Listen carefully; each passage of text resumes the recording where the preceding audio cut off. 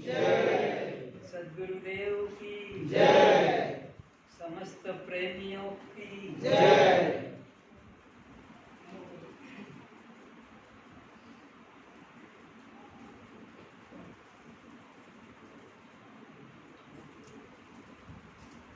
बहुत बहुत जन्मों के बाद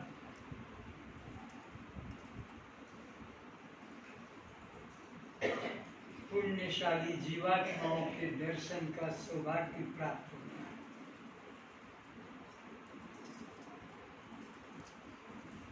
सौभाग्यवी जीवात्मा कहो, संत कहो, उनका दर्शन होना भी ईश्वर की कृपा पर निर्भर करता है। ईश्वर की कृपा नहीं तो संत का दर्शन भी नहीं, जन्मों जन्मों का पुण्य नहीं तो सत्संग भी नहीं।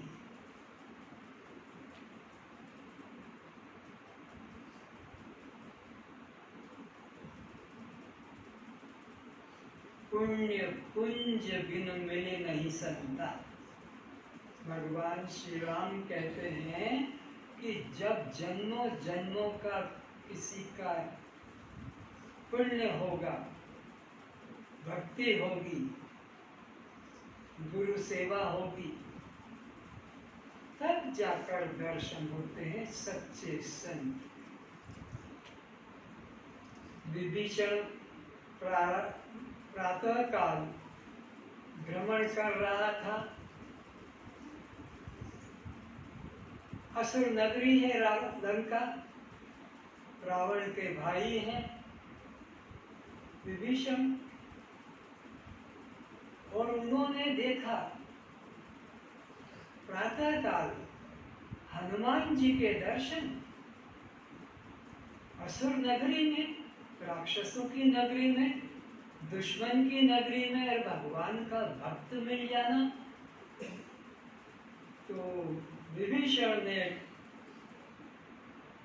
हृदय का उद्गार प्रकट किया, अब मोहि भा भरोसा हनुमंता, बिन हरि कृपा मिले नहीं संता। और मुझे पूरा विश्वास हो गया है कि भगवान श्री राम की मेरे पर जरूर कृपा है, क्योंकि दुष्ट रावण शत्रुता किए बैठा है राम से, और राम का भगत हनुमान और इस असुर नगरी में मुझे दर्शन दे रहा है। तो अब मेरे को पूरा विश्वास है कि राम जी के मन में मेरे प्रति प्रेम है, वैर भाव नहीं है। रावण के प्रति, मेरे भाई के प्रति है, होगा, लेकिन मेरे प्रति तो उनका प्यार है। प्रमाण हनुमान जी के सुबह सुबह दर्शन हो गए।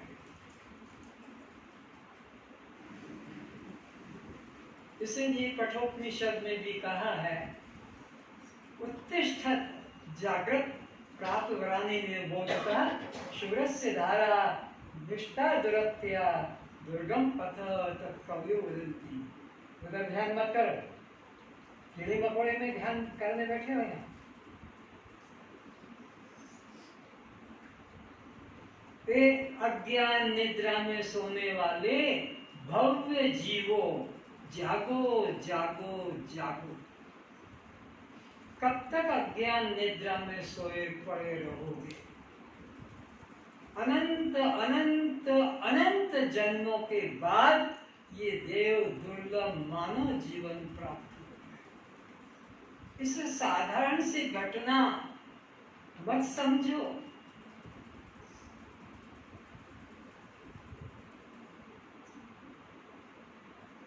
और श्रेष्ठ महापुरुष की शरण में शीघ्रता से जाओ, शीघ्रता से, विलंब मत करो। एक श्वास का भरोसा नहीं कि कौन सा श्वास तुम्हारे जीवन की आखिरी घड़ी का इंतजार कर रहा, आखिरी घड़ी का। तो अतिशीघ्र होकर किसी श्रेष्ठ महापुरुष की शरण में जाकर अपने को समर्पित कर दो, समर्पित कर दो। और अब ये समय नहीं है ज्यादा सोचने का। बहुत समय बिगाड़ दिया सोचते सोचते सोचते।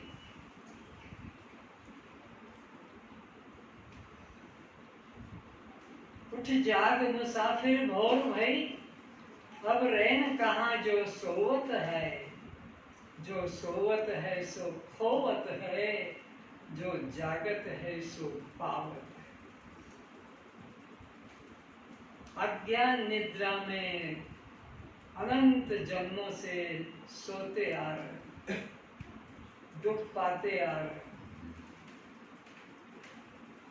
क्योंकि वहां दुख से छूटने का कोई मार्ग नहीं था, मार्गदर्शक भी नहीं थे। कुत्ता बिल्ली गधा घोड़ा सांप चूहा बिल्ली बांदर, वहां क्या है अपने कल्याण का कोई मार्गदर्शक भी नहीं, और वहां करने की सुविधा भी नहीं। देव योनि में भी वही बात है, वहां भी कोई मार्गदर्शक नहीं। मार्गदर्शक का मतलब सद्गुरु, सच्चा संत जो तुम्हें सही रास्ता बताए और मंजिल पर पहुंचा दे।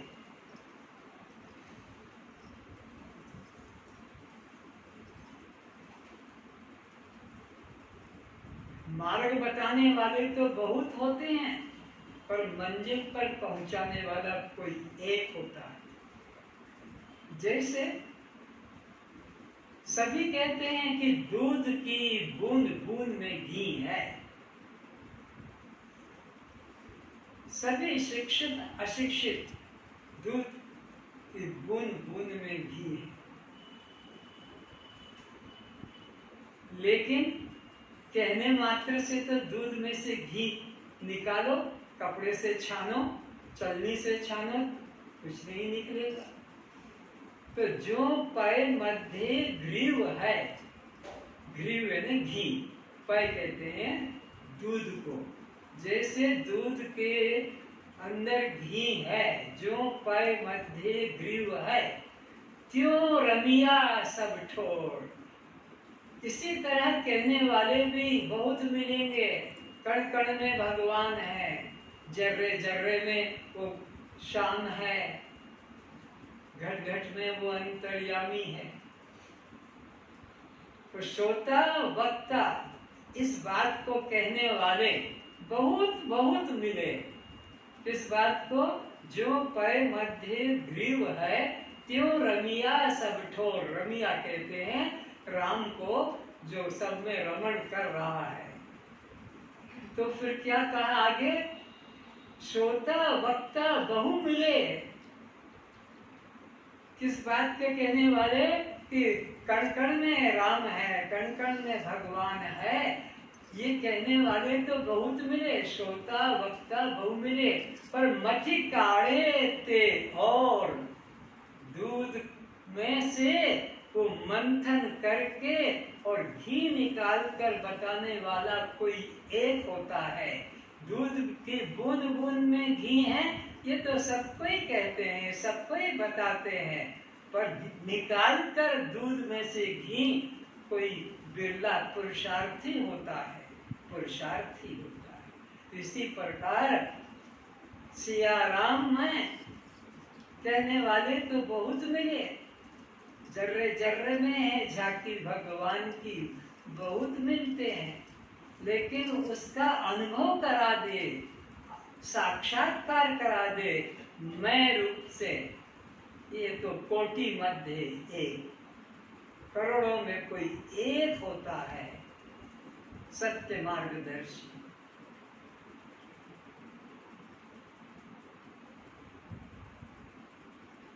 एक मस्ताना संत अपनी मस्ती में झूमता हुआ चला आ रहा था।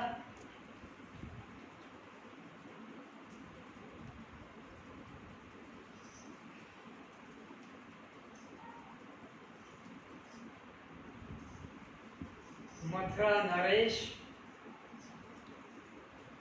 राज्य से उपराम होकर शांति की तलाश में वृंदावन के जंगलों में निकल गए। मथुरा नरेश अपना डेरा डाले हुए हैं और एक मस्ताना संत झूमता अपनी मस्ती में चला रहा है। उस मथुरा नरेश को उसकी मस्ती सहन नहीं हो पाई कि मैं तो राजा हूं, मथुरा नरेश मैं तो राजा हूं, मुझे वो शांति तो नहीं मिली जो इस दिगंबर संत के अंदर झलक रही है। तन पे कपड़ा नहीं, हाथ में कोई कमंडल, कोई झोला, कोई छाता, कोई बैग नहीं, और इतना मस्त। ये कौन से राज्य का राजा होगा? पर ये राज्य सुख नहीं है। इससे तो मैं पूछूंगा कि भाई तुमको क्या मिल गया है, किस लिए इतने खुश प्रसन्न दिखाई पड़ते हो? क्योंकि मैं तो खुद राजा हूं, मुझे तो सुख नहीं, तो राज्य का ये सुख नहीं है। क्योंकि मैं खुद राजा हूं और मुझे सुख नहीं, तो इसको क्या मिला है? उठकर चलूं और पूछूं। जाकर मथुरा नरेश उस मौलाना संत के सम्मुख हाथ जोड़कर प्रार्थना करते हैं कि हे भगवान, आपने कौन सा राज्य पाया है? आप किस राज्य के मालिक हैं? आपके जीवन में ये अपूर्व मस्ती देखने को मिल रही है। क्या धन पाया है? क्या खजाना पाया है? किस संत को पाए हैं? तब उस मस्ताने संत ने कहा, मैंने किसी गुरु से कान नहीं फुकवाया है।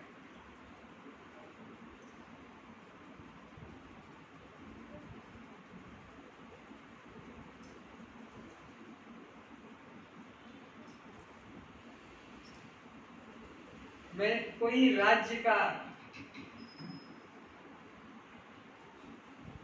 मालिक नहीं,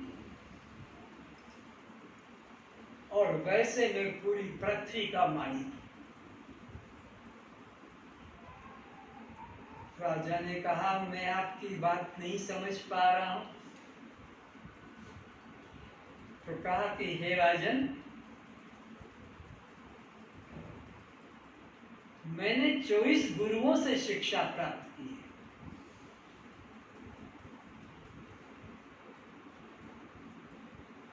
उन 24 गुरुओं में सभी चैतन्य मनुष्य है ऐसा नहीं है, उसमें जड़ भी हैं, चेतन भी हैं, मनुष्य नहीं पशु भी हैं, पशु नहीं पक्षी भी हैं, पक्षी भी नहीं कीट पतंग भी है।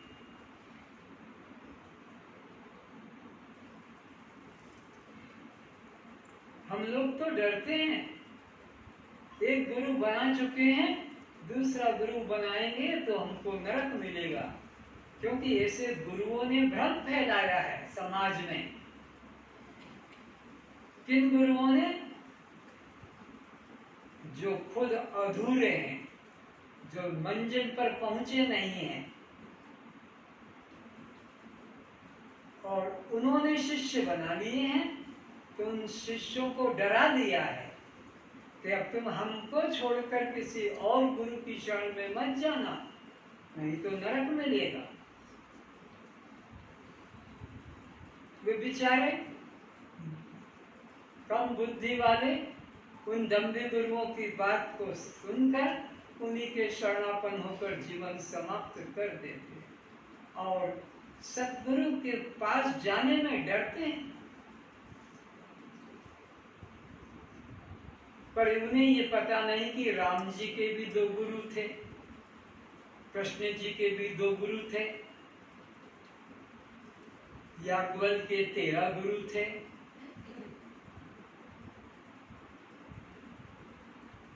और दत्तात्रेय तो खुद 24 गुरु की घोषणा कर रहे हैं।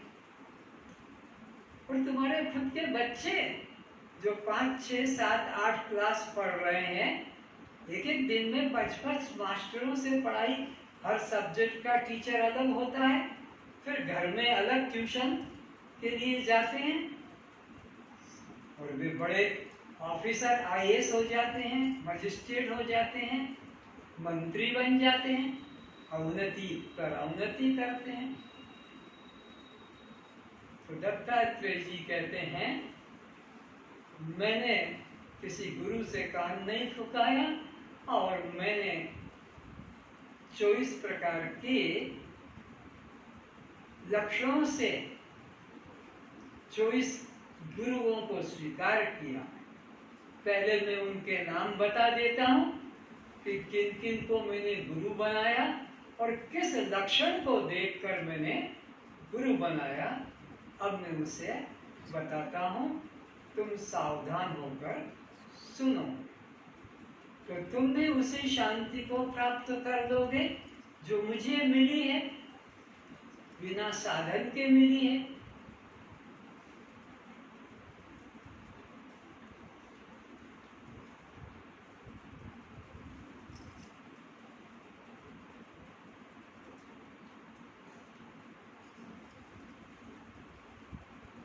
तो पहला गुरु पृथ्वी से शुरू मैंने किया।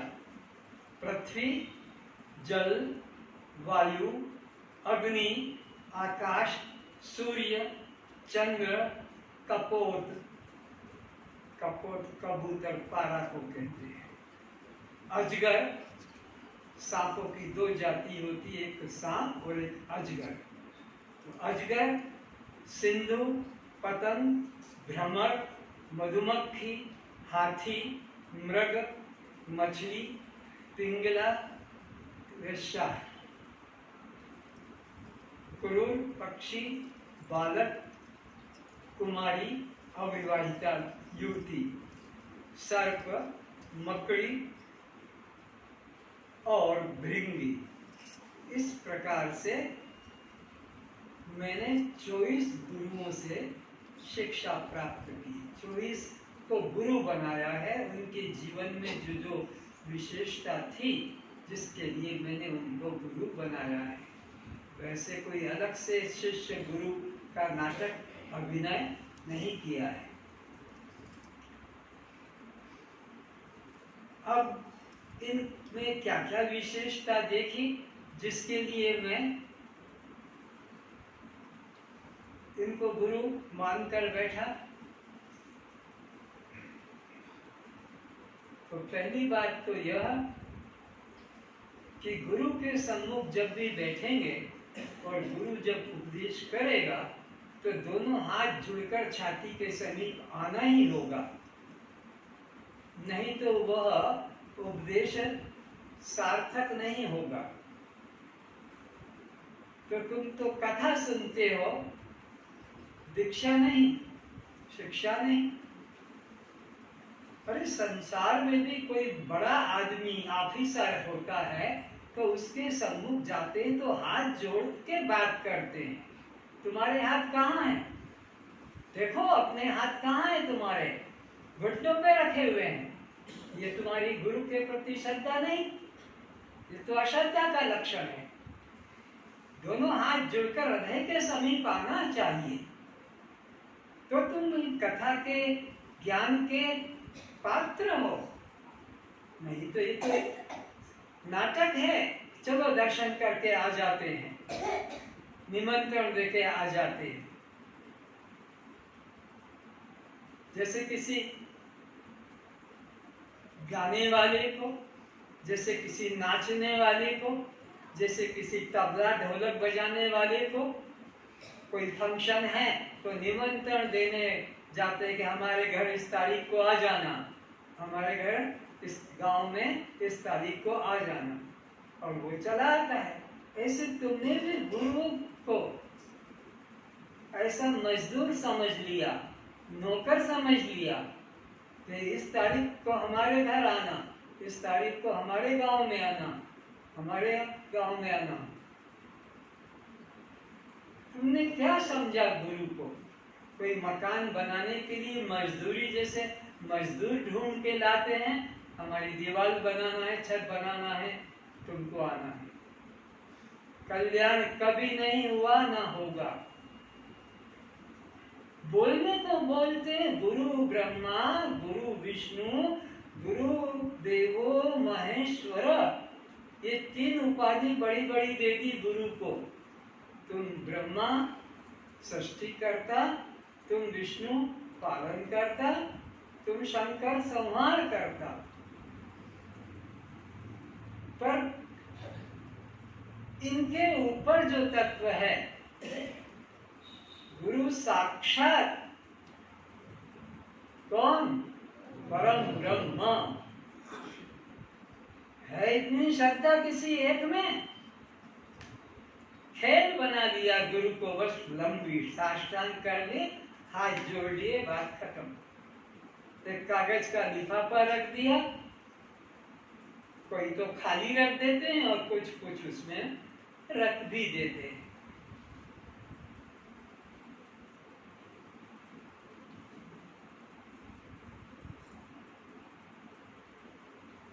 एक जगह है, नाम भी मुझे याद नहीं, वहां के 7-8 लोग आते हैं, गुरु पूजा के दिन नहीं आते, आखिरी दिन नहीं आते हैं, 2 दिन 3 दिन पहले प्रोग्राम बना लेते हैं। क्यों? को टैक्सी करना पड़ता है, टैक्सी में 1000, 2000 की 3000 रुपया देना पड़ता है, तो वो भी देना पड़ेगा और गुरु पूजा के दिन लिफाफा भी रखना पड़ेगा।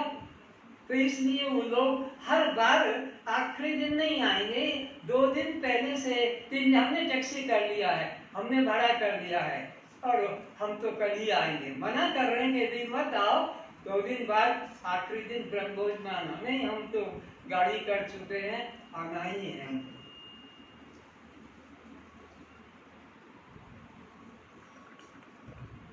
ये है अवस्था। टैक्सी में 5000 7000 देंगे, लेकिन गुरु के आगे प्रणाम करते समय उनके जेब से पैसा नहीं निकलेगा।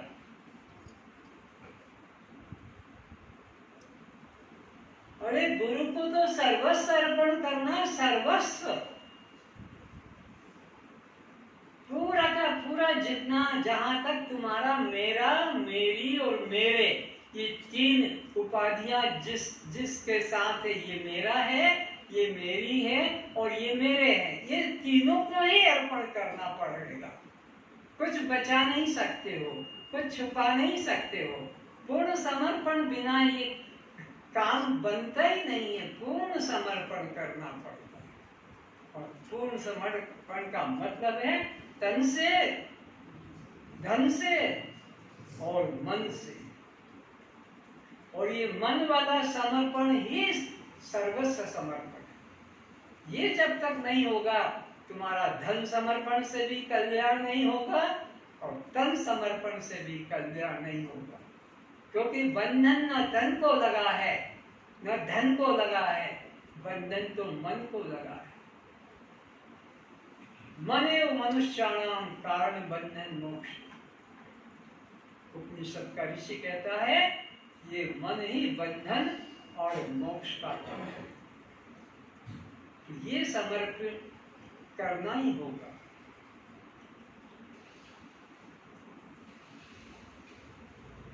संसार में समर्पित कर देते हो, पति को, पत्नी को, पुत्र को, मित्र को, पिता को, माता को, राजनीति में और नाना प्रकार के नौकरियों में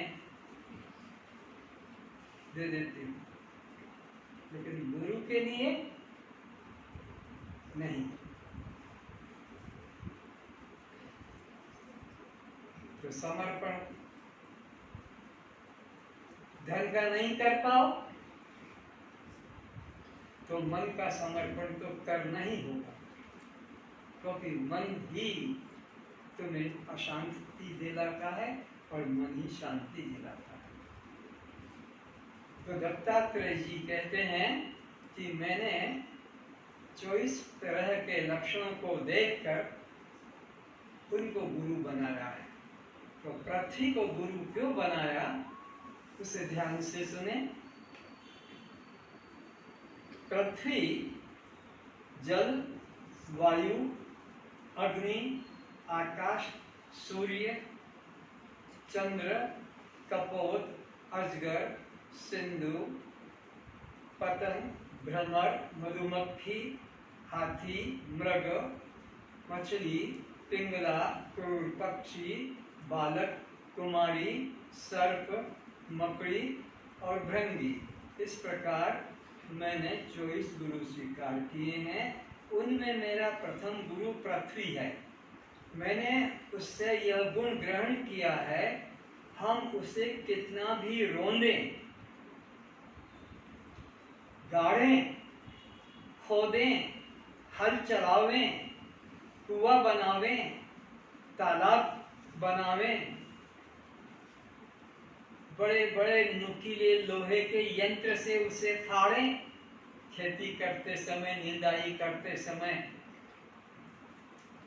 वह हमारे सब अत्याचार सह लेती है। मल मूत्र का, थूक, कफ, लार का त्याग उसी पे करते रहते हैं, सब गंदगी उसी पर लाकर डालते हैं। वह बदला न लेकर क्षमा ही करती है।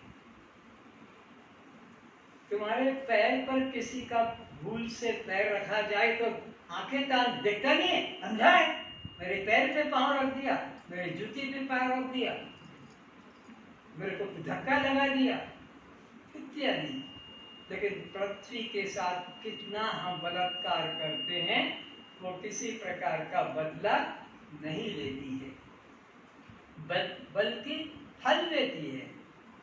वृक्ष है तो पत्र भी मिलेंगे, पुष्प भी मिलेगा और फल भी मिलेगा। दूसरा, जल मेरा गुरु है। जल को भी मैंने गुरु बनाया। क्यों? निर्मलता, सबकी तृप्ति करता है, सबकी प्यास बुझाता है।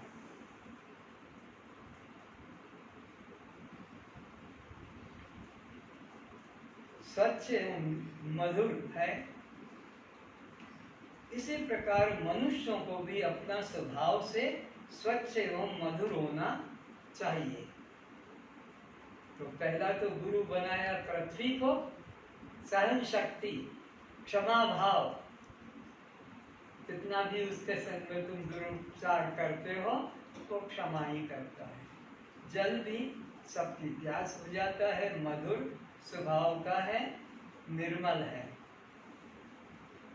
तो व्यक्ति को अपना मन निर्मल होना चाहिए, दूसरों के प्रति स्वभाव निर्मल स्वच्छ होना चाहिए। मन में कुछ और बाहर कुछ, ये कपट भाव नहीं रखना चाहिए। दत्तात्रेय जी कहते हैं तीसरा, अग्नि को गुरु बनाया है। अग्नि की क्या विशेषता है? जितना उसमें है बस उतना ही रखती है, ज्यादा संग्रह करके नहीं रखती। जितनी जरूरत है उतनी अग्नि अपने अंदर तपन तेज रखती है, उससे ज्यादा नहीं। 2 फीट का टुकड़ा लकड़ी का, काठ का है, उतनी अग्नि मिलेगी। 10 फीट का है, उतनी अग्नि मिलेगी। 1 फीट का है, उतनी। संग्रह वृत्ति उसमें नहीं है, जितना है उतना ही वह त्याग देती है।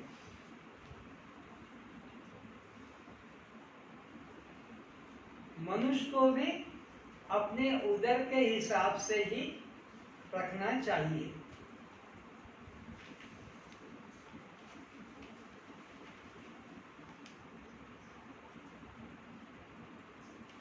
साईं इतना दीजिए जामे कुटुंब समाए, हे राम हे प्रभु मुझे इतना तुम देना कि बस मेरे परिवार का पालन हो जाए, साईं इतना दीजिए जामे कुटुंब समाज, मैं भी भूखा न रहूं, साधु भूखा न जाए। मेरे द्वार पर अगर कोई साधु आ गया तो पहले उसको मैं तृप्त करूं, उसके बाद में मैं अपने पेट में डालूं। ये देव प्रकृति है, खिलाकर और फिर खाना, इसमें मिलेगा आपको। अभी मैंने इसी यात्रा के बीच में स्वरूप गीता का निर्माण किया। गीता तो 2500 तरह की है, लेकिन वो तुम्हारी वृत्ति को बाहर ही बाहर रखती है। चाहे वो कृष्ण अर्जुन के बीच की बात हो, कि शिव की बात हो, अवधूत की बात हो, सीता की, राम की, सबकी, तो हमारी वृत्ति उधर ही उधर रहेगी उनके बारे में, तुम अपने ज्ञान से वंचित रह जाते। इसलिए उस गीता का, स्वरूप गीता का निर्माण किया है, और हर व्यक्ति के पास वो गीता होना अनिवार्य है।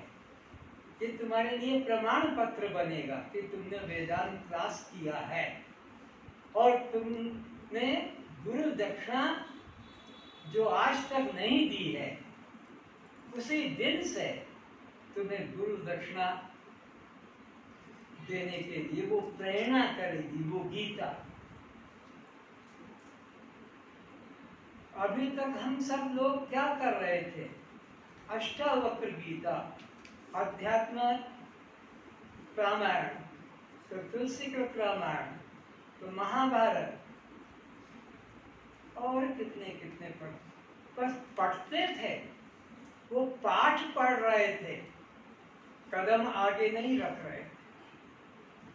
कदम हमारा वही कीचड़ में ही था।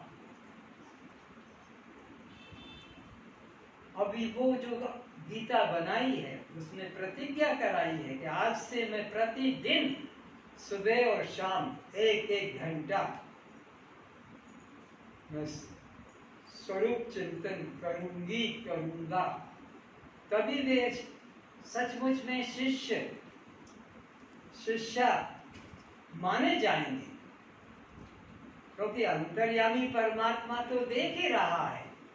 वो देहधारी तो कहाँ रहेगा, वो तो तुम नहीं बता सकोगे, सामने होगे तो मालूम पड़ेगा, लेकिन वो अंतर्यामी परमात्मा तो देख रहा है कि इसने 24 घंटे में कितना समय गुरु या मेरे साथ व्यतीत किया है, और कितना समय संसार के अंदर, परिवार के अंदर, व्यवसाय के अंदर कितना समय व्यतीत किया है।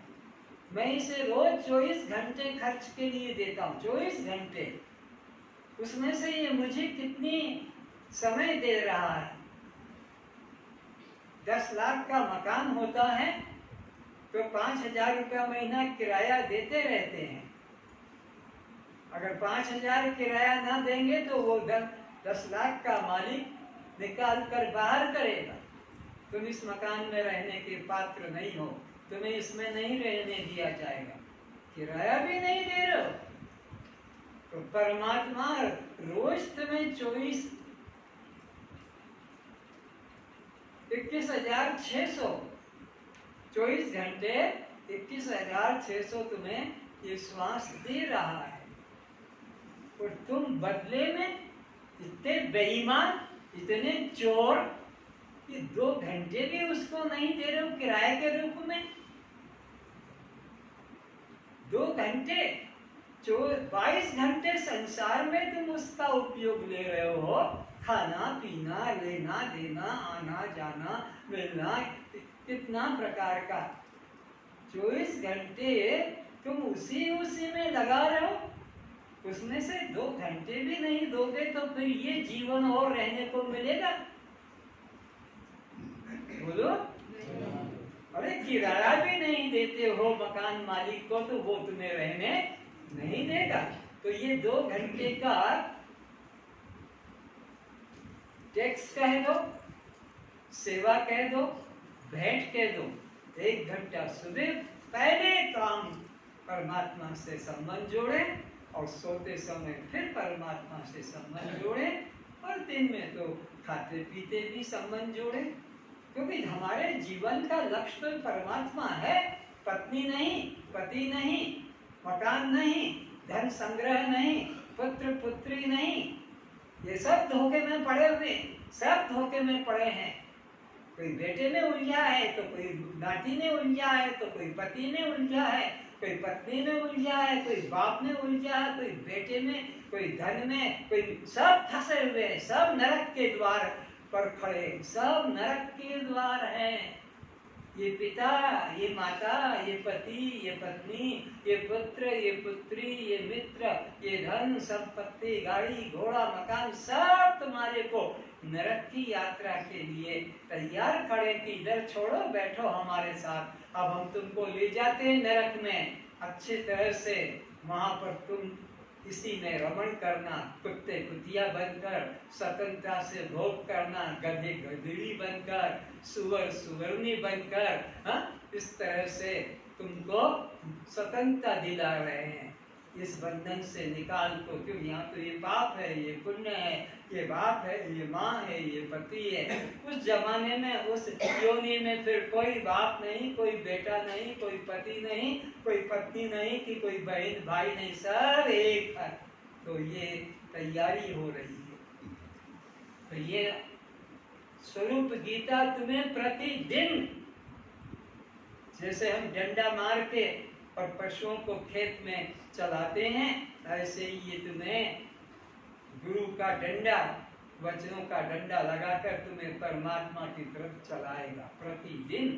इसलिए इसका स्वाध्याय भी करना है, पढ़कर रख देना का तो तुमने सारे निरंजन के बाप के भी शास्त्र पढ़ के रख दिए, घर में एक लाइब्रेरी पुस्तकालय बना दी होगी, जिन पे मकड़ी का जाला लग गया, धूल छा रही है, कभी उसको उठाकर ऐसे झटकारा भी नहीं होगा। लेकिन हमारे पास सारे वेद हैं, सारे उपनिषद है, सारे निरंजन के और शंकराचार्य सब के ग्रंथ है। तुम दीक्षा हो,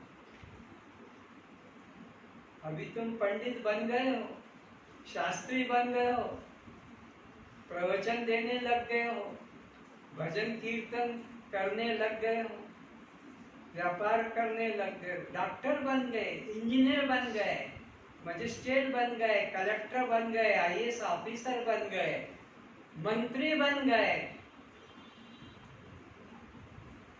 अगले जन्म में तुम क्या बनोगे ये तो बताओ। ये तो इस जन्म में ये तुम बन गए, अगला जन्म में तुम क्या बनोगे?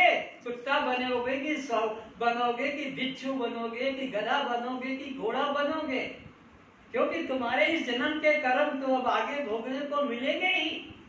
दुनिया से छुप के किया, परमात्मा से तो कोई छुप कर नहीं रहा है। तो अगले बार का सोचो, अगला जन्म क्या बनेंगे हम, क्या मिलेगा हमको, कौन सी तैयारी हो रही है हमारी। इसलिए वो अगले जन्म की बात बताने वाली गरुड़ पुराण की पुस्तक को लोग घर में नहीं रखते हैं। कोई मर गया तो वो पंडित जी आएंगे, अपने घर से ही वो गरुड़ पुराण लाएंगे और वो 13 दिन तक वो पुराण सुनाएंगे।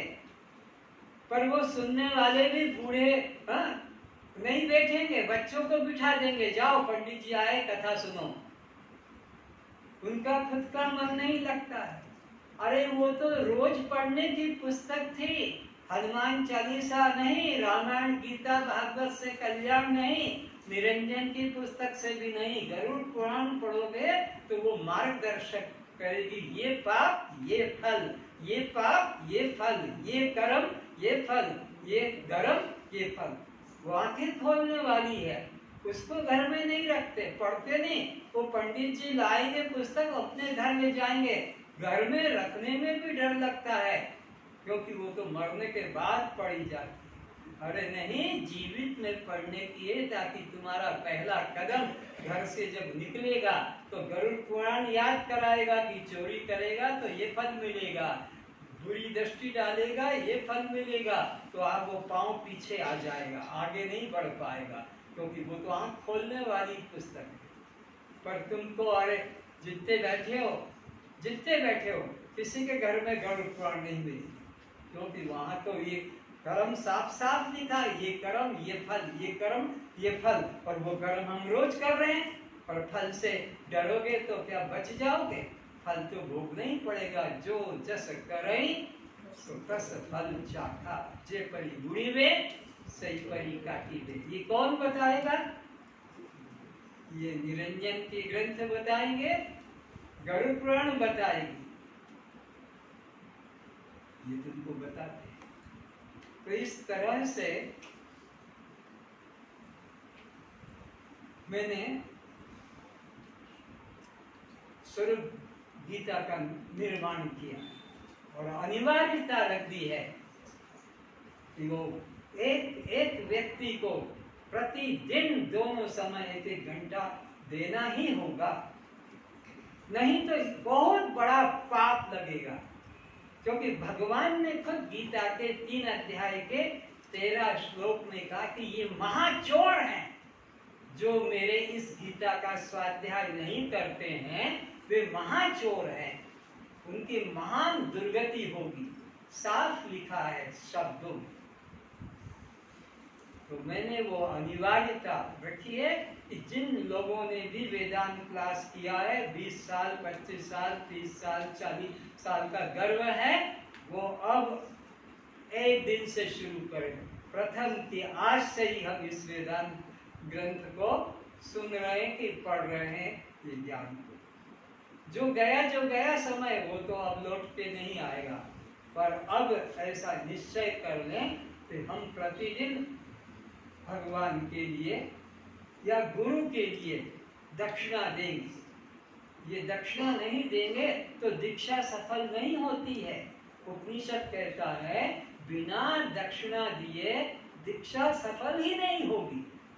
इसीलिए तो शांति नहीं है तुम्हारे जीवन में, इसीलिए तो तुम्हारे जीवन में दुख से चिंता से छुटकारा नहीं, क्योंकि कोई भी दक्षिणा देने को तैयार नहीं है। सब चोर हैं, सब अपने को चुराते हैं, सामने जाने से टकराते, अंदर से नहीं सामने जाने पड़ेगा तो फिर कुछ न कुछ देना पड़ेगा, इसलिए साइड बाई पास कर दे। पर ये धन तुम्हारा कल्याण नहीं करेगा। 1 से 1 करोड़ का भी तुमने दान कर दिया, तुम्हारा इससे कल्याण नहीं होगा। हाँ, संसार का काम हो जाएगा।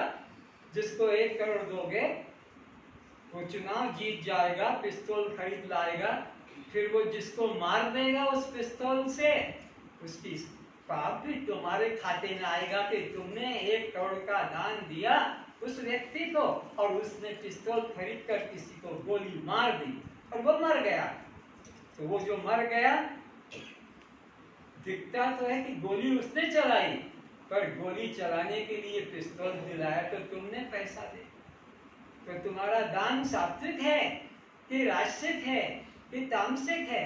और जिसको दे रहे हो वो व्यक्ति सात्विक उपयोग करेगा कि राजसिक उपयोग करेगा कि तामसिक उपयोग करेगा? ये बहुत महत्वपूर्ण है।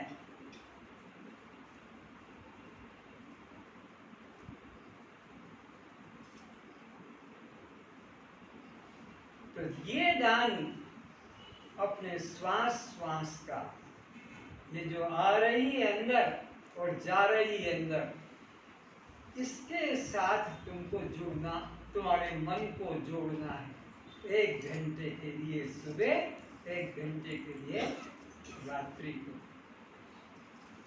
सोने से पहले रोज का रोज ये कर्ज चुकाना है। ये रोज का रोज, जैसे डेली वेजेस पे नौकर मिलते हैं, रोज की रोज उनको जो भी ये 200-300 मजूरी दे देते हैं, रोज का रोज ले जाओ। तुम्हें भी रोज की रोज 1 घंटा सुबह और 1 घंटा रात्रि को ये देकर सोना है। कोई इसमें चोरी नहीं करे, नहीं तो बहुत दुर्गति को पाएगा। भगवान ने कहा महान क्षति होगी। वो गीता श्लोक नंबर सब लिख कर रख दिए हैं ताकि तुम्हें लगे कि ये निरंजन नहीं डरा रहा है, ये भगवान कृष्ण ही कह रहे हैं। ये माइक कुछ थोड़ी कर रहा है, ये तो ये निरंजन की आवाज को फैला रहा है। तो ऐसे ये निरंजन भी माइक है भगवान कृष्ण या गीता का, वो गीता की आवाज को तुम्हारे तक फैला रहा है। ये अपनी तरफ से कुछ नहीं कर रहा, ये भी निरंजन अपनी तरफ से कुछ नहीं कह रहा। इसके पीछे स्पीकर, मेन स्पीकर तो कृष्ण भगवान, वेद भगवान है। तो हर व्यक्ति को वो पुस्तक अपने पास में गुरु स्वरूप गीता की होना है, प्रतिदिन पढ़ना है। उड़िया भाषा जो जानते हैं, हिंदी नहीं है, उनके लिए अक्षर उड़िया बना दिया है। वाणी मेरी हिंदी ही निकलेगी उनके मुख से, पर वो पढ़ सकेंगे अपने उड़िया भाषी अक्षरों को, उससे कोई असुविधा नहीं। हम तो हिंदी नहीं जानते, तो नहीं जानते तो चलो उड़िया में पढ़ो, हमको उड़िया नहीं मालूम है तो हिंदी में पढ़ो, दोनों भाषाओं में है। शायद वो निरंजन पंडा जानते हैं, कल या परसों में यहाँ आ जाएगी और अपने अपने क्षेत्र में कितने सत्संगी क्लास किए हैं उतने नंबर नोट करके उतनी गीता आप यहाँ से मंगा लेंगे। यहाँ नाम कौन सा गांव?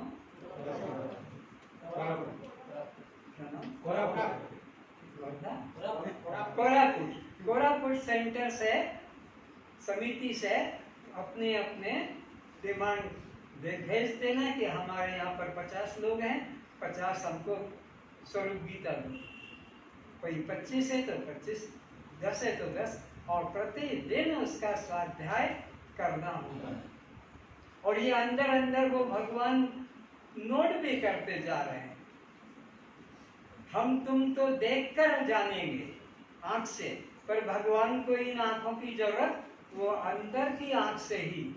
ईश्वर सर्वभूतानां हृदय अर्जुन तिष्ठति, वो वहीं बैठ के देख रहा है। तो परमात्मा को धोखा, निरंजन को धोखा दे रहे हो, देते चले जाओगे, लेकिन परमात्मा को आज तक कोई धोखा दे नहीं पाया। तुम्हारे मन की स्थिति को भी जानते हैं, तुम्हारे धन की स्थिति को भी जानते हैं, और तुम्हारे तन की स्थिति को भी जानते, तन मन धन तीनों को जानते हैं। उससे तुम कैसे छुप सकोगे, छुपा सकोगे? निरंजन को धोखा दे दो, समाज को धोखा दे दो, और किसी तरह से। तो जितने लोग हैं अपने अपने समिति के, अपने अपने क्षेत्र के, नंबर उनको दे जाओ कि हमारे यहाँ 10 है, कि हमारे यहाँ 15 है, कि 20 है, कौन से भी बता सकते हो, और वो यहाँ से तुमको प्राप्त हो। मुझे अभी पता नहीं है कि उसका निःशुल्क रखा है या कुछ दाम रखा है, पर छोटा सा ही, ताकि जेब में भी रख लो, सफर में, ट्रेन में, बस में, खेत में, झाड़ के नीचे बैठ के भी स्वाध्याय कर सकोगे। तो इस प्रकार से ये तुम्हारे को परमात्मा की तरफ बढ़ाने में सहयोग देगी। जैसे 10 पंडा लोग शराब और भांग का नशा, खूब मिठाई खाकर और नौका में बैठ गए और कहा आज हम जल विहार करेंगे। सारी रात नौका खेते रहे, चप्पू चलाते रहे, और 5, 5:30 बजे थोड़ा थोड़ा प्रकाश सा हुआ तो देखा कि ये तो वही दुकान है जो हमारे काशी में गंगा घाट पर, ये तो वही मकान है, ये तो वही व्यक्ति है, इसको तो मैं जानता हूँ। तो पूछा, अरे भाई ये कौन सा गांव है? तो उसने कहा कौन सा गांव? क्या अजीब बात करते हो, जिस गांव में तुम रहते हो वही तो गांव है। अरे चल हट, वो तो हम रात को ही छोड़ दिया हो गांव, तो रात भर हमने जो नौका चलाई नंबर से, कोई दूसरा गांव होगा, तेरे को पता नहीं, तू भी बाहर गांव से आया है। बोले बाबू तुमने रात भर नौका चलाई, पसीना पसीना हो गया, लेकिन तो देखो गर्दन घुमाकर तुम्हारी नौका की रस्सी झाड़ से बनी, नौका की रस्सी झाड़ से बंधी है। सारी रात चलाओ, सारे दिन चलाओ, सारा जीवन चलाओ, आगे बढ़ेगी? बोलो नहीं। तो आगे बढ़ने के लिए क्या करना होगा? नौका को खोलना होगा। अब तुम्हारी नौका देखो, सत्संग में आए हो, मंदिर जा रहे हो और तीर्थ जा रहे हो, और उसी वक्त पर आपकी मोबाइल की घंटी हो जाए तो भगवान की ऐसी की तैसी, गुरु की ऐसी की तैसी, मंदिर की ऐसी की तैसी, हमारी घर की वैसी की वैसी, उसमें वो मिस कॉल न होने पाए। सोचो कितने गहरे में फंसे हो। एक एक के जेब में मोबाइल, स्त्रियों के जेब में मोबाइल, बच्चों के जेब में मोबाइल, खेल कूद के मैदान में जहां जा रहे हो मोबाइल। तो ये तुमको परमात्मा से जोड़ने वाला साधन है कि परमात्मा से तोड़ने वाला? तो तुम खाक भजन कर रहे हो, तुम तो उल्टे ही काम कर रहे हो कि परमात्मा से संबंध टूटे, संबंध संसार से ना छूटे। इसलिए मंदिर में खड़े खड़े उसको सेव कर लेते हैं, मैसेज को, ब्रह्मण को, वो ना छूटने पाए। आरती छूट जाए, पूजा छूट जाए, कोई बात नहीं है, वो निष्काल ना हो। बोलो है कि नहीं? यही दशा सबकी, यही दशा है। नहीं तो मंदिर में मोबाइल ले जाने का क्या काम, तीर्थ में ले जाने का क्या काम, सत्संग में जाने पर मोबाइल का क्या काम? इसके मुंह में पानी डालो, या आखिरी राम राम निकाल रही है दीवार के सहारे, पकड़ लो इसको। तो इस प्रकार से राम नाम सत्य होने जा रही है। तो विचारो, ये मोबाइल संसार से जोड़ता है और परमात्मा से तोड़ता है। मंदिर से यह तोड़ता है, संसार से जोड़ता है। तीर्थ से तोड़ता है और संसार से जोड़ता है। उल्टा साधन कर रहे हो, संसार में तुम उल्टा काम कर रहे हो। इसलिए उसमें मैंने ये भी लिखा है कि प्रतिदिन प्रतिज्ञा करो कि 24 घंटे में से 1 घंटा या 2 घंटे से ज्यादा मोबाइल का प्रयोग नहीं करेंगे। पहले भी तो लोग जिंदा रहते थे, पहले भी तो लोगों के संबंधी होते थे, तब भी तो आना जाना लेना जाना होता। अब तो लेटरिन में जाते हैं तो भी मोबाइल को लेके जाना पड़ता है। अगर बाहर रह गए तो वो पीछा पे टट्टी लगी और जाके से मोबाइल उठा के ले आएंगे अंदर और फिर वहां से बात करेंगे। ये प्रैक्टिकल बता रहा हूँ, क्योंकि मोबाइल बाहर रह गया और हम अंदर आ गए, कल का खिचड़ी खसका रहे हैं। इतना हमारा अनुराग है। तो भगवान के लिए मैंने नियम कराया कि 1 घंटा सुबह, 1 घंटा रात्रि को।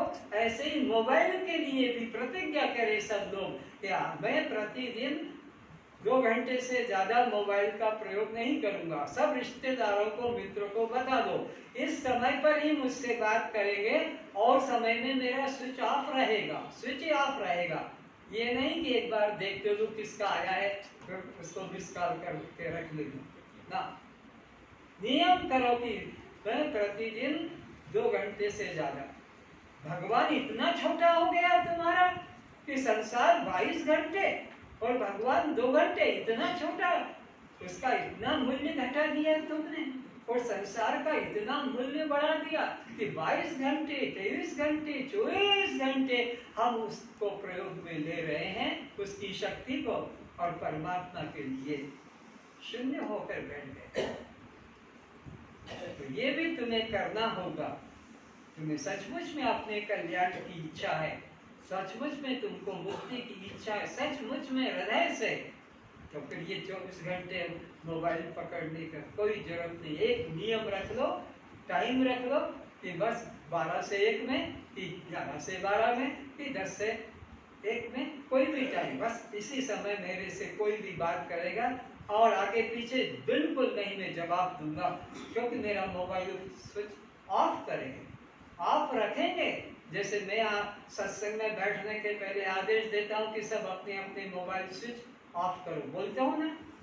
कई चोर हैं, वो वाइब्रेट करके रख देते हैं ताकि रिंग ना हो, लेकिन दिल धड़केगा और उठ के भाग जाएंगे बाहर और बात कर देंगे। कई ऐसे भी हैं, लेकिन ईमानदार वो स्विच ऑफ कर देते हैं। तो जैसे 2 घंटे सत्संग में स्विच ऑफ करके बैठते हैं, ऐसे घर में भी 22 घंटे स्विच ऑफ करके बैठे हैं संसार के लिए। केवल 2 घंटे के लिए हम संसार के लिए रख दें। जरूरी है तो 2 घंटे, नहीं तो 2 घंटे की भी क्या बात है, फालतू ही तो बात करोगे 2 घंटे, इतना लंबा समय में कोई भी संसार की बात नहीं होगी, इधर उधर की बातें होगी। तो एक घड़ी आदि में पुण्य है, कम से कम जितने समय में तुम्हारी बात खत्म हो जाए, जरूरी बस उसका उत्तर दे दो, बाकी ऑफ कर दो। ये तुम्हारे कल्याण के लिए मुझे इतना कहना पड़ रहा है। आपको कटु भी लगता होगा, बुरा भी लगता होगा कि अब ये क्या हमें ऐसा बोलने लगते।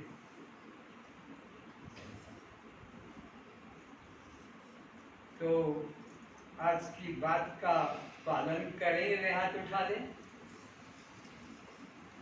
इन सबके चरणों में मेरा, सबके चरणों में मेरा नमस्कार, बार बार नमस्कार। जो अपने परमात्मा की सेवा में भी समय देंगे और संसार के लिए जितना जरूरी है मोबाइल सेवा के लिए कम से कम दें। 24 घंटे हम भगवान को नहीं दे रहे हैं, तो संसार को 24 घंटे के लिए क्यों मोबाइल दें? तो भगवान का अपमान हो गया। और हम नौकर से बात करें और मालिक से बात ना करें मोबाइल पे, तो ये तो अपमान हो गया कि मेरे नौकर से तो मोबाइल पे बात कर रहा और मेरे से बात नहीं कर रहा। तो अब दत्तात्रेय जी के आगे के गुरुओं का नाम सुनो।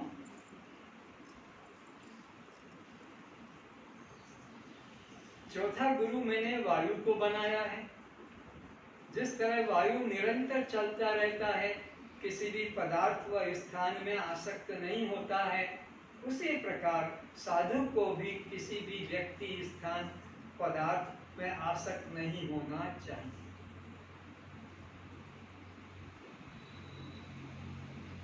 नदी बहती पवित्र मानी जाती है, अगर रुक गई तालाब पोखरी तो वो जल अपवित्र माना जाता है। तो ऐसे ही सच्चा साधु अपना आश्रम नहीं बनाता है, एक जगह नहीं रुकता है, चलता रहता है। 2 दिन यहाँ, 3 दिन यहाँ, 1 दिन वहाँ। कोई पूछते आप एक दिन जाएंगे? अरे मेरा तो जीवन का काम नहीं, मुझे ना करने की बात ही नहीं। तो इस प्रकार से साधु को भी एक मकान, एक आश्रम, एक परिवार, एक व्यक्ति में प्रीति नहीं रखना चाहिए, नहीं तो वो उसके बंधन का, नरक का कारण बनेगा। किसी एक स्थान या घर परिवार में आसक्त नहीं रहना चाहिए। इसलिए आज जहाँ भिक्षा लेनी, कल दूसरे घर से भिक्षा लेना, फिर तीसरे दिन और घर से भिक्षा लेना, और एक एक टुकड़ा लेकर पेट भरना। कोई पेट भर के एक एक घर से करोगे तो उस घर में आसक्ति हो जाएगी। वहीं चलो वहाँ खीर मिलेगी, वहीं चलो वहाँ हलवा मिलेगा, वहाँ चलो वहाँ आम मिल जाते हैं।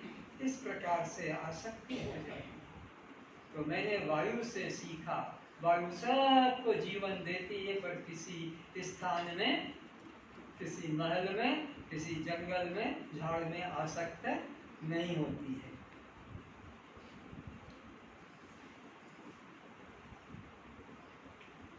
थोड़े मैं बता रहा हूँ विशेष, तो तुम्हारे हाथ में ये 2 दिन बाद पुस्तक आ जाएगी। अभी के लंबा है, पकड़ना रखना मुश्किल है। छोटी पुस्तक आकार में ही आज रात्रि को तैयार होगी, कल या परसों के दिन यहाँ आ जाएगी। 5वां गुरु आकाश को स्वीकार किया। क्या शिक्षा मिली? सारे विश्व को अवकाश देता है। पापी, चोर, चांडाल, पशु, पक्षी, कीट, पतंग, यक्ष, किन्नर, राक्षस, ग्रह, उपग्रह, हवाई जहाज, पायलट और अपना जो रॉकेट आदि चलते हैं, पक्षी उड़ते हैं, पवन चलती है, सबको अवकाश देता है। तो ये भी मैंने उससे शिक्षा ली कि अपने अंदर सबकी बुराइयों को संभाल के रखो, मतलब संभालो, उसकी निंदा मत करो। वो ऐसा है, उसने ऐसा किया, वो ऐसा है, उसने ऐसा किया। तो जैसे आकाश सबको अपने में समा कर रखता है, ऐसे तुम्हारा भी आत्मा आकाश की तरह व्यापक है और सब में समान फैला हुआ है।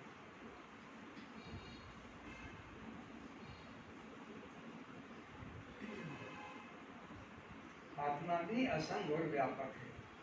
शरीर के साथ एवं इसके द्वारा होने वाले शुभाशुभ कर्म एवं उसके फलों से सुख दुख पुण्य पाप से भी कोई संबंध नहीं है।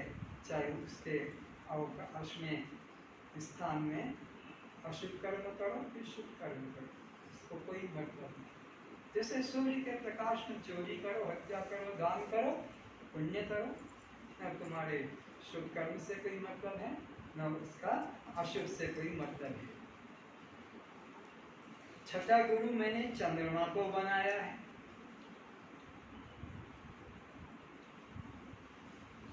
जैसे चंद्रमा सदा एक जैसा होता है, न घटता है न बढ़ता है, किंतु पृथ्वी की गतिशीलता के कारण उसकी छाया पड़ने से चंद्रमा घटता बढ़ता दिखता है।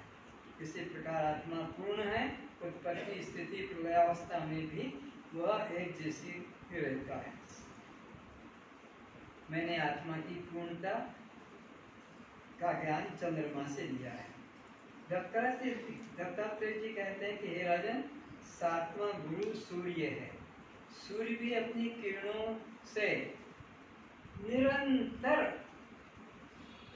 जल को खींचता, निरंतर, सर्दी गर्मी वर्षा दिन रात कैसा भी मौसम हो, सूर्य अपनी तेजी से तेज से खींचता है और जहां जरूरत होती है फिर त्याग कर देता है।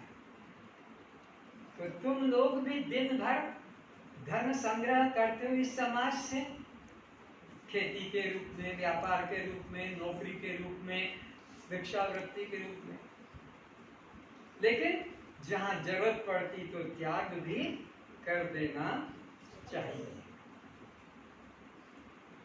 और ये धन तभी धन तुम्हारा है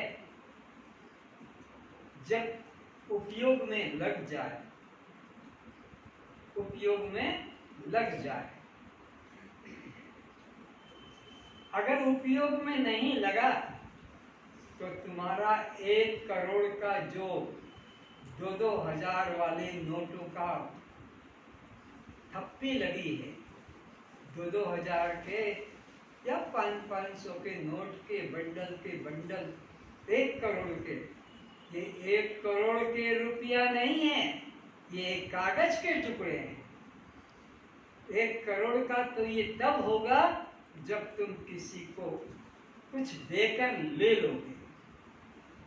चाहे तुम हवाई जहाज खरीद लो, पायलट का अपना हेलीकॉप्टर खरीदो, फिर तुम अपना कुछ ले लो। उपयोग में ले लिया तो रुपया, नहीं तो कागज। तो तुम किसके मालिक बनकर बैठे हो, रुपयों के कि कागज के? बोलो, कागज के नोट हैं, और वो भी तुम्हारी सरकार ने कैसे एकदम बंद करवा दिए थे। 500 के नोट थे तब, और सड़कों पे बंडल के बंडल रख दिए, कोई उसको खरीदने वाले का तैयार नहीं, और जो भी कहां से आए ये बताना पड़ता था, तो इसलिए ऐसे ही छोड़ दिए। वो नोट का क्या हुआ, पहले उपयोग कर लेते तो कर लेते, लेकिन सरकार ने जब बंदी कर दिया नोट का, तो फिर वो कागज के टुकड़े ही पहले भी थे और बाद में भी। तो तुम्हारे पास में भी जितना धन तुमने जमा करके छुपा कर रखा है, तुमको जो मिला है 2 लाख 10 लाख 20 लाख 50 लाख, हाँ, कि 1 करोड़, जैसी जैसी नौकरी होती रिटायर होने पर उसको उसी हिसाब से पैसा भी मिलता है। अब क्या करोगे, तुम्हारे बेटे के बेटे खाएंगे, तुम्हारे नाती पोते खाएंगे, उनको दोगे, लेकिन धर्म कर्म में तुम्हारे मन से नहीं छूटेगा कि धर्म कर्म में परमार्थ में लगा दूं, किसी बच्ची को पढ़ाई में लगा दूं, किसी रोगी के रोग से उपचार में लगा दूं, किसी लड़की की शादी में लगवा दूं, या किसी गरीब के कुछ जीवन निर्वाह का साधन उसमें नहीं लगता। ये नोट, ये धन तुम्हारा तभी धन है जब ये उपयोग में आ जाए, और उपयोग में नहीं आता और बैंक में पड़ा है, पड़ा ही सबके खातों में पड़ा है, क्या होगा उसका, बस और ब्याज बढ़ जाएगा, 1000 रुपया 2000 रुपया महीने का और उसमें जुड़ जाएगा इंटरेस्ट, तुमको खुशी होगी, इतना बढ़ गया, लेकिन उसका उपयोग क्या होगा, बस तुम प्राण निकाल दोगे, ऐसे ही वो रुपया वहीं रह जाएगा। तो रुपया कब रुपया है, धन कब धन है, जब वो उपयोग में लग रहा है। अगर उपयोग में नहीं लगाया जा रहा है तो धन तुम्हारे लिए फांसी है, क्योंकि वो अगले जन्म में सर्प बन के आना पड़ेगा, क्योंकि इस जन्म में तुमने उसको बचा के रखा है, खर्च नहीं होने दिया, उपयोग नहीं होने दिया, उसमें आसक्ति थी, तो फिर आगे सांप बनकर जाओ और वहां पर उसकी रक्षा करो। जहां भी पुराने पुराने धन मिलते हैं, सांप ही सांप निकलते हैं। तो इस प्रकार से उदार वृत्ति रखना चाहिए, संग्रह वृत्ति, लोभ वृत्ति नहीं रखना चाहिए।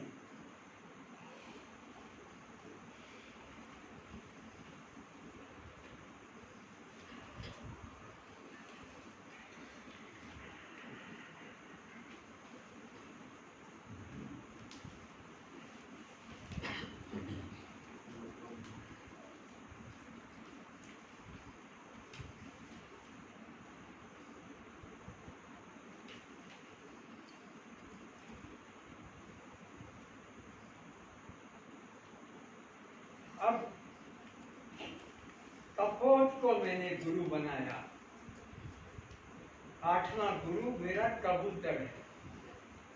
क्या गुण देखकर, एक वृक्ष पर कबूतर और उसकी पत्नी दोनों रहते थे और उनके 2 बच्चे हो गए।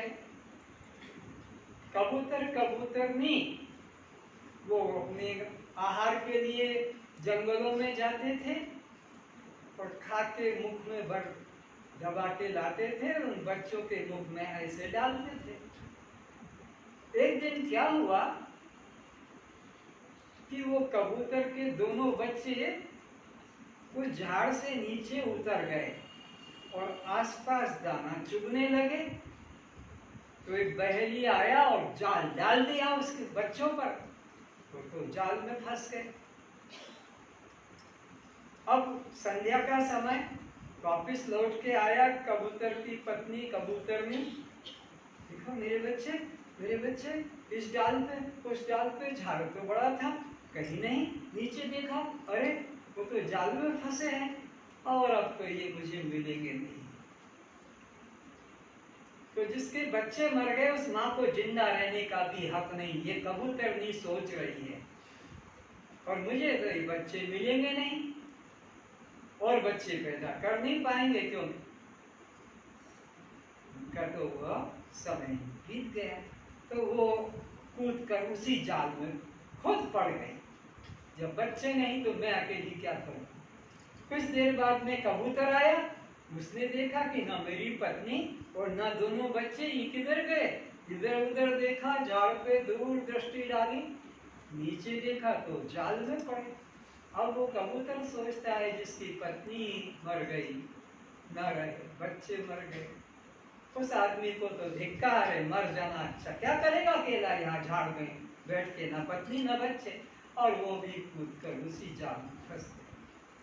तो वो कहता है दत्तात्रेय जी कि हे राजन, मैंने कबूतर को अपना गुरु बनाया कि मोह में फंसकर जीवन नष्ट कर दिया, पत्नी भी मरी और वह पति भी मरा। तो मोह सकल व्याधि न कर मूला, इसलिए न पत्नी में मोह करो, न बच्चों में मोह करो, न पिता माता में मोह करो, न नाती में मोह। ये मोह ही तो तुम्हें 84 में भटका रहा है, जन्म जन्म से, अनंत जन्मों से। इसलिए इनमें आसक्ति मत करो, सेवा करो, कर्तव्य करो, भगवान ने तुमको जितना दिया है समझ लो। एक खेत है 4 एकड़ का, और मजदूर से कहा तुम इसकी सिंचाई करो, तो करता है। फिर उसको कहते हैं अगले सप्ताह 3 की सिंचाई करो, 3 एकड़ की, 1 एकड़ छोड़ो, वही करता है। फिर 15 दिन बाद कहता है कि बस 2 एकड़ की सिंचाई करो और 2 को छोड़ो। ऐसे जो मालिक बोलता है वो नौकर करता है। एक दिन मालिक ने कहा आज इस सप्ताह कुछ मत सिंचाई करो और आराम।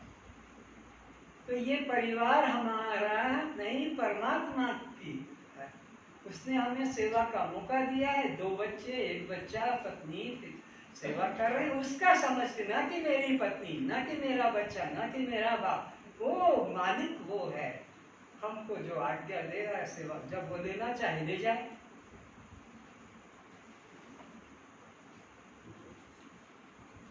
संत फरीद, पहले भी कई बार कहा, फिर कहता, रोज बाजार जाते हैं संत फरीद कपड़ा बेचने, संध्या को आते हैं, पैर हाथ धोए, और पत्नी ने 4 थालियां लगा देती थी, 2 बच्चे और 2। रोज का नियम, सुबह जाते हैं संत फरीद कपड़ा लेकर बेचने, संध्या को लौटते हैं, हाथ पैर धोए, भोजन की थाली चारों में बैठ जाते हैं। एक दिन 2 थाली भोजन की रखी, तो संत फरीद ने पूछा, अरे आज 2 थाली क्यों लगाई, बच्चों के लिए?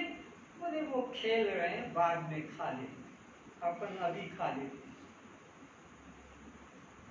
बैठ गए, खाना खा लिया और पिल्ली की चलो थोड़ा बाहर घूम लेते हैं। संत फरीद और उनकी पत्नी घूमते घूमते थोड़ा, और पत्नी कहती है एक बात तुमसे पूछना है पर डर लगता है। पूछो, नहीं तुम नाराज हो जाओगे। अरे बात क्या है? बोले बात तुमको बताने में डर लगता है, तुम नाराज हो, उसका देख जो बात है बता देने से डर खत्म हो जाएगा। बोले मेरी पड़ोसन हज करने गई थी, तब मेरे को ये सोने की एक पोटली दे गई थी, जेवर सोने की, गिने भी नहीं, वजन भी नहीं किया, विश्वास, वो कल आ रही है। तो अब मैं आपसे पूछूं उसको दूं या ना दूं? फरीद का तेरा दिमाग खराब है, अरे उसकी चीज है उसको लौटा देना। नहीं तुम नाराज हो जाओ। मैं क्यों नाराज हो जाऊंगा, दे दे उसके। सचमुच में नाराज नहीं होते ना? नहीं नाराज तो होऊंगा, तो तेरे मन में ये विचार कैसे आया कि उसकी संपत्ति उसको दे। और अब थोड़ा सा आगे बढ़े, तो पुराना सा मकान था, खंडहर। आंधी आई और वो बच्चे उसी में खेल रहे थे अंटी गोटी, तो मकान गिर गया, वो बच्चे मर गए। अब वो कहती है ये वो 2 हीरे हैं जो उसने दिए थे। तो फरीद कहता है ये मेरी परीक्षा ले रही तू, तो उसके हैं उसने ले लिया, बात खत्म। उसमें रोना किस बात का? उसकी थी। आंखें बंद मत करके बैठो, आंखें खुली रख के सुनो। आंखें बंद रहेगी तो घर में पहुंच जाएगा, बच्चों में पहुंच जाएगा। मन बड़ा बदमाश है, रास्ता ढूंढता है। तो मोह कभी भी नहीं करना। परमात्मा का ये परिवार है, हम उसकी सेवा कर रहे हैं। तो ये मैंने कपोत कपोतनी से शिक्षा ली कि मोह बंधन का कारण है। भरत योगी भगवान के समीप बस जाने ही को था कि मरते समय हरिण में आसक्त हो गया, हरिण के बच्चे में। तो 2 जन्म बिगड़ गए, 2 जन्म योगी भरत के। और तुम तो योगी क्या भोगी हो, और भोगी हो और तुम्हारा तो सारा जीवन उसी में जा रहा है, 24 घंटे उसी में जा रहे हैं, तो तुम्हारी क्या सदगति होगी? योगी जैसे ही जो भगवान के बस समीप बैठने कोई था, यात्रा पूरी हो गई थी और उस वक्त पर प्राण निकल गए, तो वह 2 जन्म बिगड़ गए हरिण की अंदर।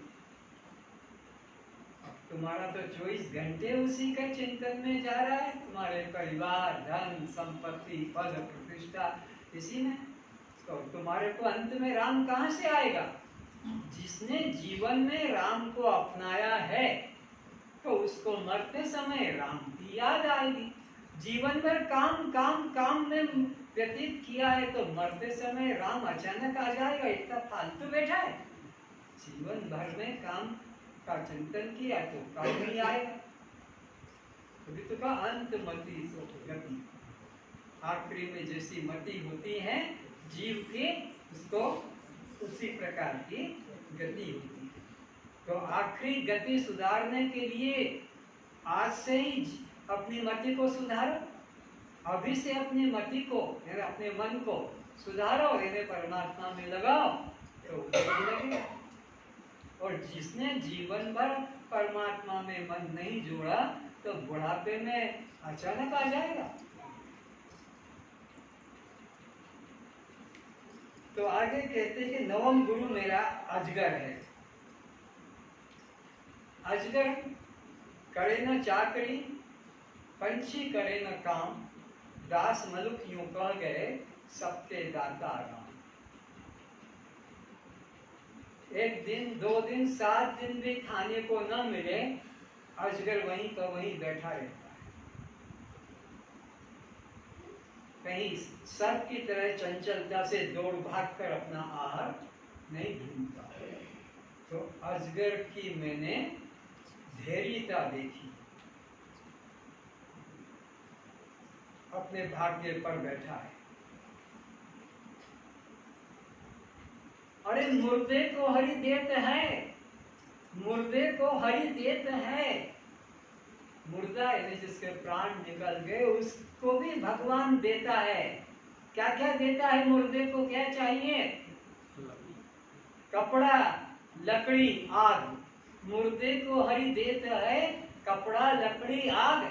ये जीवित नर चिंता करे वाको बड़ो अभाग। धिक्कार है इन मनुष्य जीवन में। वो तो मुर्दे तक की भी रक्षा करता है, उसका भी हिसाब करा। और इनको क्या होगा? पत्नी का क्या होगा? पति का क्या होगा? बच्चे का क्या होगा? मैं मर जाऊंगा तो वे क्या होगा? ऐसे चिंता करता है। तो इसलिए प्रभु के ऊपर विश्वास कर। 9 महीने गर्भ में तुमको किसने बचाया?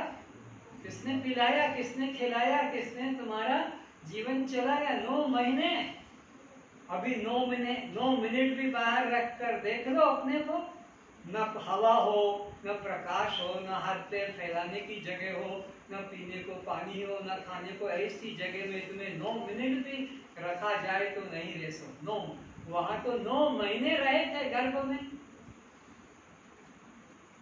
तो परमात्मा पे श्रद्धा विश्वास करो। तो मैंने अजगर से यह सीखा, धैर्य का।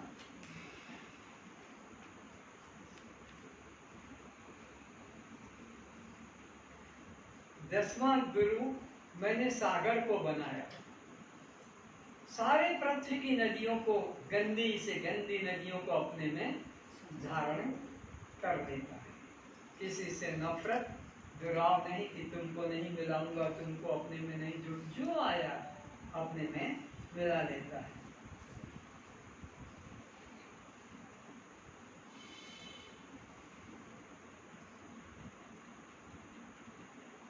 और अपनी मर्यादा का उल्लंघन नहीं करता। जो उसकी सीमा, उसको छोड़कर वो जाता नहीं, सीमा में ही रहता है। असंख्य जीवों को अपने पेट में पालता है। समुद्र, कितने प्रकार की मछलियां, मगर, कछुए और जीव हैं। 11वां गुरु, मैंने मन को बनाया। मन को भी गुरु बनाया, क्योंकि ये मन बहुत चंचल है। तो भगवान कहते हैं तेरी बात ठीक है अर्जुन, मन बहुत चंचल है, पर अभ्यासेन्तु कौन्ते वैराग्यं च गृह्यति। अभ्यास करो ब्रह्म चिंतन का और वैराग्य करो संसार के भोगों का, बात बन जाएगी। अभ्यास और वैराग्य से इसको वश में किया जाता है। 12वां गुरु, मैंने पतंग को बनाया है। फिर आंखें बंद हो रही है, आंखें खोल के रखो। अच्छा, खुली है। पतंगा दीपक के ऊपर जाता है और अपनी जीवन को बलिदान कर देता है। किसमें आसक्त होकर? रूप में आसक्त हो। क्या सुंदर शैया है, और इसमें मैं विश्राम करूंगा। तो रूप में आसक्त होकर पतंगा की मृत्यु।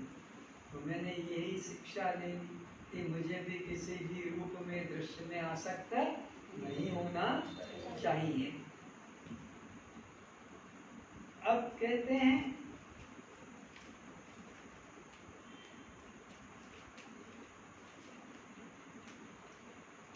मैंने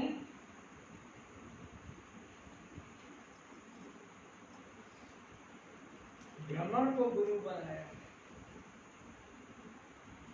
भ्रमर भी कमल के पुष्प में, गंध में आसक्त होकर, और सुबह वो मरा हुआ पाया जाता है। दिन भर तो वो सुगंध लेता है, सोचता रात भर भी मैं सुगंध लूंगा। सुबह हाथी आते हैं, कुचल के नष्ट कर देते। तो ये मैंने भ्रमर से लिया कि विषय में आसक्त नहीं होना चाहिए।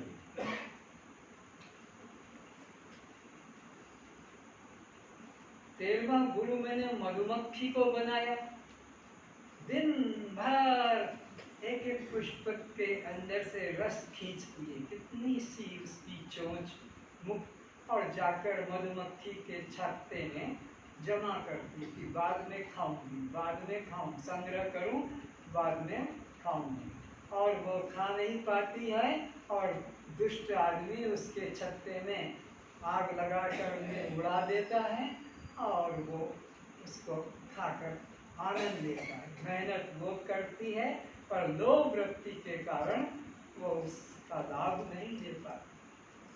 तो ये लोग मकान बनाने वाले फाउंडेशन करवाते हैं, छत बनाते हैं कि इसमें हम रहेंगे, इसके ऊपर एक छत और ढाल लेते हैं, ये नीचे बच्चों की, हमारी ऊपर, और वो छत ढाल नहीं पाते, उसके पहले ही प्राण निकलकर चले जाते हैं। तो ये मैंने देखा मधुमक्खी कि वो अपना सुख तो ले नहीं पाती है उस रस का और मर जाती है।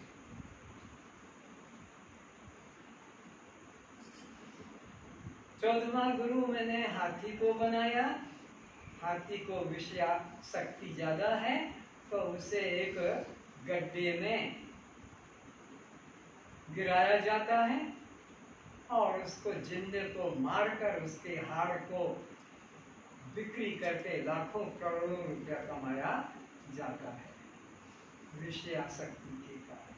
तो ये मैंने उससे सीखा कि व्यक्ति को विषयों की आसक्ति नहीं करना चाहिए।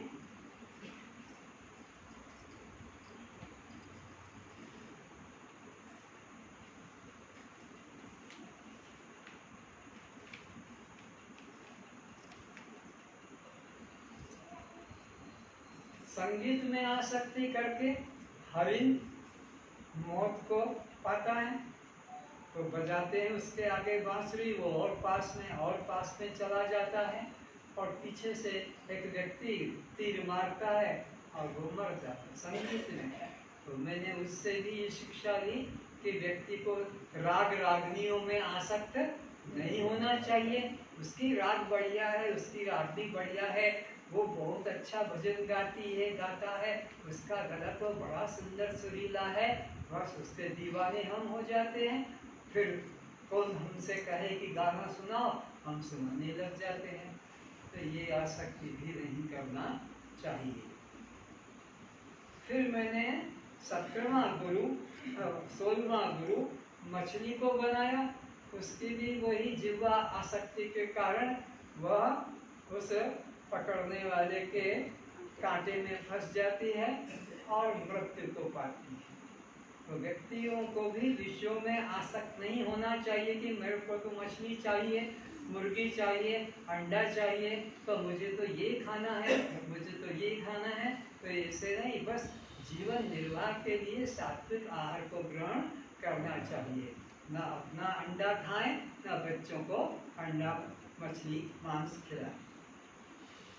17वां गुरु मैंने वेश्या को बनाया।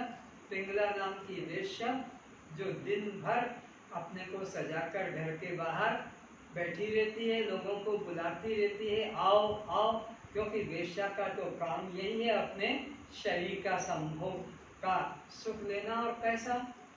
एक राजकुमार ने कहा कल दिन भर किसी को मत आने देना, मैं तेरे को दिन भर का पैसा दूंगा।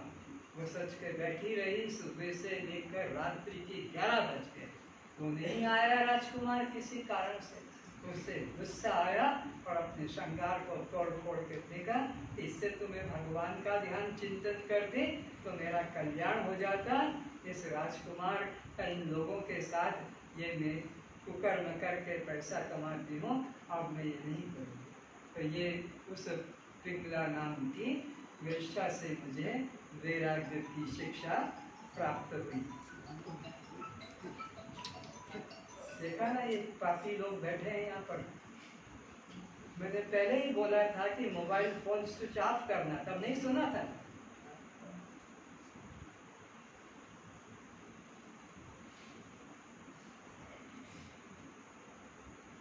अठारहवां एक पक्षी था कुरुर, उसको मांस का टुकड़ा मिला, मुख में लेकर इधर उधर भाग रहा कि कहीं बैठूं और खाऊं, कहीं बैठूं और खाऊं, लेकिन पीछे से पक्षी और लग गए, मार रहे हैं, चोंच से छीन रहे हैं। उसने सोचा कि ये मांस का टुकड़ा ही मेरे दुख का कारण है, इसको मैं छोड़ दूंगा तो ये मेरा पीछा छोड़ देंगे बाकी पक्षी। उसने वो जैसे मुख से मांस का टुकड़ा छोड़ा, सारे पक्षी उधर से हटकर वो पृथ्वी की तरफ गए जिधर मांस का टुकड़ा गिरा, और वो बंधन से मुक्त हो गया। तो ये मैंने उस पक्षी से वैराग्य की शिक्षा ली।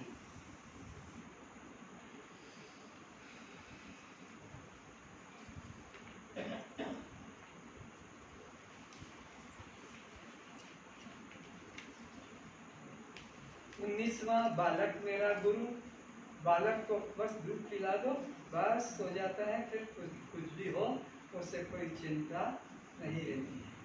तो ऐसे ही मैंने उससे ये शिक्षा मिली कि जो अपने को पेट भरने को ताज़ा, बासी, थोड़ा सूखा रूखा मिले उसी में संतोष करके अपना भोजन में लग जाना चाहिए। दुनिया की तरफ से मन हटाकर, जैसे बच्चा दूध पीने को मिल गया बस वो पी के सो जाएगा, फिर संसार की तरफ उसकी कोई आसक्ति नहीं रहती है। तो बालक को मैंने गुरु बनाया कि कभी घी घना, कभी मुट्ठी चना, कभी वो भी मना। कभी तो खूब राजमहल मिल जाता है सेवा के लिए, कभी अपना रूखा सूखा खाना मिल जाता है, और कभी वो भी नहीं मिलता है। 3 तरह के होते हैं साधु, कभी घी घना, कभी मुट्ठी चना, और कभी वो भी मना। तो यथा प्राप्त में संतोष कर लेना चाहिए। लेकिन मेरे को लड्डू चाहिए, पेड़ा बर्फी चाहिए, मुझे ये खाना है, मुझे वो खाना है, ये भाव मन में नहीं हो।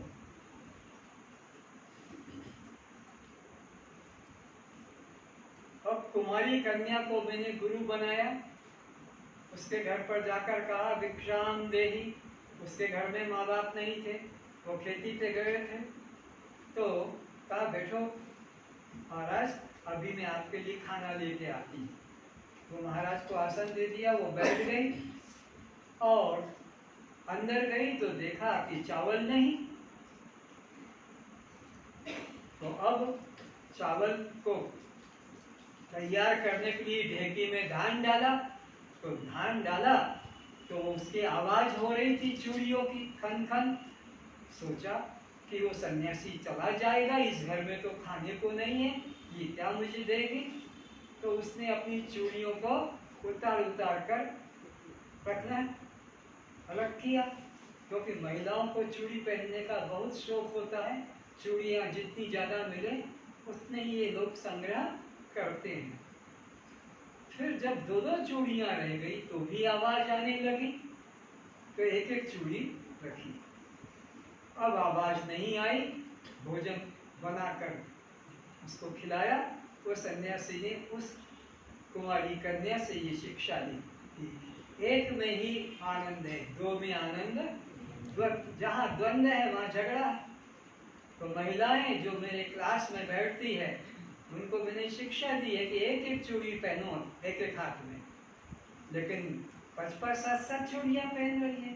तो कोई शंखा चूड़ा पहनते हैं, नहीं वो तो हम नहीं खोलेंगे, जबकि ये पाप रूप है शंखा चूड़ा पहनना। एक जीव नहीं, 2 जीव की हत्या होती है, गाय की हत्या और एक शंखा की हत्या, तब जाकर वो भोगा की मृत्यु होगी, तब उसमें से शंखा निकलेगा, तब चूड़ा बनता है। अरे एक चूड़ी का मरोगे तो कितनी चूड़ियां लेके जाओगे, और कौन तुम्हारी चूड़ियों को गिनेगा,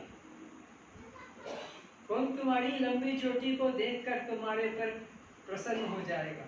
ये लंबी चोटी संभाल कर पीछे लगाना, फूल लगाना, जुड़ा बांधना किसके लिए, पीछे वाले बदमाशों के लिए, ताकि वो देखे कितनी सुंदर नागिन की तरह इसकी चोटी लहरा रही है। ये जितनी चोटी वाली इनकी देखो, एक झटका मार के इधर ले आएंगी, फिर इधर से झटका लाके आगे सत्संग में जाए, मंदिर में जाए, मार्केटिंग जाए, इनकी चोटी, इनकी खुद की कोई वैल्यू नहीं, इनकी वैल्यू, इनकी कीमत बाल से है। बाल होने से वो अपने को सुंदर मानती है। बाल नहीं, बस क्या लगाऊं तेल क्रीम कि मेरे बाल लंबे हो जाए। तू क्या लगाती है, तू क्या लगाती है, तेरे बाल कैसे लंबे, मेरे बाल तो ऐसे, बाल तो गिर रहे हैं। और ये बाल मुख में आ जाए, ये बाल रोटी में आ जाए, ये खीर में आ जाए, तो फिर वो खीर भी बेकार, रोटी भी बेकार, खिचड़ी बेकार। लेकिन ये बाल यहाँ है तो बड़ा घमंड है। जब भी फोटो खिंचाएंगे तो रुको रुको, इधर से आगे आप फोटो खींचो, तो तेरी इज्जत क्या रह गई, तेरे बालों की वजह से तू अपने को इतना सुंदर मान रही है। तो इस प्रकार से महिलाओं को चोटी लंबी रख के और इतना समय साबुन नष्ट करना, कंघी करना, रात दिन ये चिंतन करना, क्या जरूरत है? कंधे जितने बाल हो गए बस ठीक है, बाकी काट के फेंको। लेकिन आसक्ति हो गई, मेरे बाल तो 2 फीट लंबे हैं, सब देखने वाले आश्चर्य करते हैं। तो ये बालों में आसक्ति मत रखो, चूड़ियों में आसक्ति मत रखो। बाल कितनी जरूरत है, कंधे तक आ गए बस महिला की लक्षण हो गए, हाथ में एक एक चूड़ी पहन ली, लक्षण हो गए। लेकिन नहीं, भरे हैं इतने इतने इतने भरे हैं।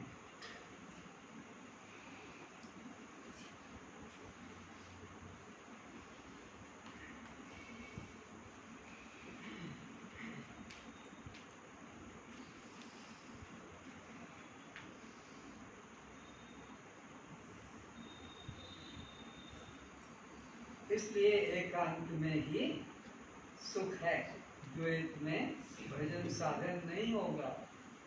इसलिए सच्चे संत अकेले ही रहना पसंद करते हैं।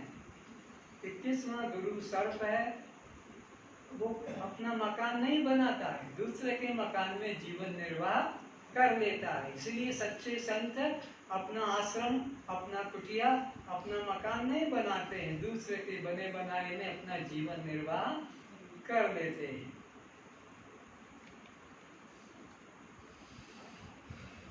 22वां गुरु एक मूर्ति बनाने वाले से मैंने सीखा कि उसका ध्यान इतना एकाग्र होता कि पास में से कोई ढोल बजाता निकल जाए तब भी उसे पता नहीं लगता। तो ऐसे ही एकाग्रता के लिए मैंने उसको गुरु बनाया कि अपने लक्ष्य पर दृष्टि एकाग्र होना चाहिए, इधर उधर दाएं बाएं नहीं होना चाहिए। 24वां गुरु मैंने मकड़ी को बनाया, वो अपना से जाला बुनती है और उसी में अपने जीवन को समाप्त करती है। तो ये गृहस्थी लोग मकड़ी के जाले की तरह कितना बड़ा अकेला होता है, फिर शादी से 2 हो जाते हैं, फिर बच्चे हो जाते हैं, फिर ससुराल वाले हो जाते हैं, कितने उसका लंबा परिवार होता है। तो इसलिए ये मैंने उससे शिक्षा ली मकड़ी से कि मकड़ी जैसे अपना जाला बनाकर खुद फंसती है, ऐसे ही व्यक्ति इनमें फंसकर अपना जीवन बिगाड़ता है। और भृंगी को मैंने गुरु बनाया, क्यों कि भृंगी एक कीड़े को पकड़ कर लाता है और एक छोटे से गड्ढे में उसको बंद कर देता है, उसके सामने गुंजार करता है, डंक मारता है, धीरे धीरे वो कीड़ा भृंगी बन जाता है। जबकि कीड़ा अलग जात का है और वो भृंगी पक्षी उड़ने वाला अलग है, लेकिन उसको बार बार बार बार चोट मारता है, डंक मारता है और गुंजार वो भी हो जाता है। फिर ये जीव तो ब्रह्म का ही अंश है, वो तो अन्य जाति का था और भृंगी बन गया, ये तो ब्रह्म की जाति का है, तो ब्रह्म होने में इसको कोई साधन की आवश्यकता नहीं है, क्योंकि ये तो ईश्वर अंश, जीव अविनाशी, चेतनामल, सहज सुखराशि। तो हे राजन, मैंने इस प्रकार से 24 गुरुओं को स्वीकार किया, उनसे ये लक्षण लेकर जीवन में अपनाए। वो राजा भी उसकी बात से उसी प्रकार सब कर्म से मन हटाकर और अपने स्वरूप में लग गया और कल्याण को प्राप्त हुआ। आज बस इतना ही। और आप जितने बैठे हैं, आपको ये विश्वास करना है कि हमारा जीवन केवल किसी बात के लिए हुआ है, और जो हम कर रहे हैं एक भी बात भगवान को स्वीकार नहीं है। कि गुरु को स्वीकार जो भी कर रहे हैं, परिवार पालन, पेट निर्वाह, वही तो कर रहे हैं, तो नहीं, हमें तो आत्मकल्याण करना है। तो जन्म मरण किसका? भूख प्यास, सुख दुख, जन्म मरण, बंधन मोक्ष, तो फिर पिता माता, पति पत्नी, पुत्र पुत्री, जाति बंधु, तस्त्वं